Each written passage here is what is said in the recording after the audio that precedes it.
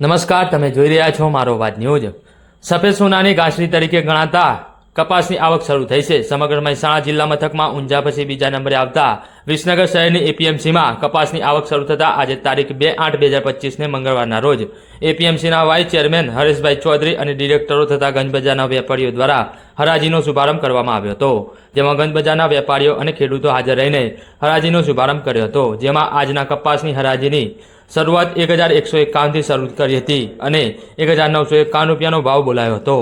વિસનગર એપીએમસીમાં ખેડૂતો પોતાના ખેતરમાં ઉગતા પાકની ઉપજ થતા વેપારીઓમાં ભારે વિશ્વાસ અને યોગ્ય ભાવ મળી રહેતા આજથી કપાસની ઘાસડીઓ લઈને આવ્યા હતા, જેમાં વિસનગર તાલુકાના જ નહીં પરંતુ આજુબાજુના સતલાસણા, ખેરાલુ, વડનગર, વિજાપુર, ડીસા જેવા તાલુકાઓના ખેડૂતો પણ અહીં આવતા હોય છે। આજે હાજર રહેલા ખેડૂતોને પોષણક્ષમ ભાવ મળતા ખેડૂતોમાં ભારે ખુશી જોવા મળી હતી। આજની હરાજીમાં વાઇસ ચેરમેન હરેશભાઈ ચૌધરી સહિત ઇન્ચાર્જ સેક્રેટરી અમિતભાઈ પટેલ, વેપારી મંડળના પ્રમુખ અને ડિરેક્ટર જગદીશભાઈ પટેલ, ડિરેક્ટરોમાં રાવજીભાઈ પટેલ, રાજુભાઈ ચૌધરી સહિત ગંજબજારના વેપારીઓ અને ખેડૂતોએ આજની હરાજીમાં જોડાયા હતા। આ અંગે વધુ માહિતી વાઇસ ચેરમેન હરેશભાઈ ચૌધરીએ આપી હતી। અહેવાલ સમીર દિવાન, વિસનગર। કપાસ એક સફેદ સોનું તરીકે ઓળખાય છે। સૌથી વધારે આવક કપાસની થતી હોય છે। આ વખતે ખેડૂતોને કેવા પ્રકારના ભાવો મળી શકે છે? વાવેતર આમાં હંમેશા જનરલી કોઈ પણ જે ખેત ઉત્પાદનની ચીજો હોય કે કોઈ પણ હોય એ માંગ અને પુરવઠા ઉપર આધારિત છે। હવે આ પાછોતરું વાવેતર છે એટલે એનો ઉતારો કેવો આવે છે એના ઉપર આધારિત છે। સરકાર અને એપીએમસી એને જે ટાર્ગેટ મૂક્યા છે એ વર્ષ દરમિયાન લગભગ 1650થી ઉપરના ભાવો મળી રહેશે।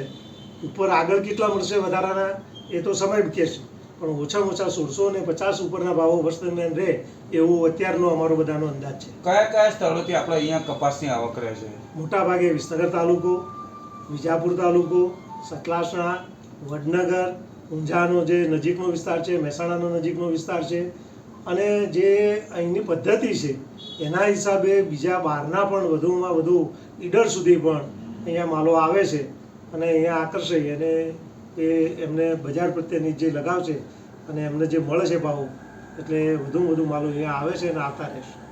એના માટે અમે કોટન શેડ કર્યા છે।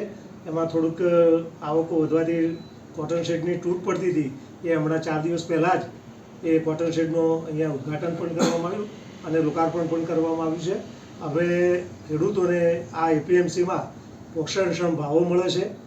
રોકડું નાણાં તોલ થઈ ગયું તરત સાંજે થયું નહીં ને તરત વેપારીઓ એના પૈસા ચૂકવી દે છે, અને ખરું તો એના માટે એપીએમસીએ એને ઇલેક્ટ્રોનિક વજન કાંટા પૂરા પાડ્યા છે અને એ કાંટાઓનું અવારનવાર એપીએમસી સમય દરમિયાન ચેકિંગ પણ કરતું રહે છે અને આ હિસાબે ખેડૂતોને ખૂબ જ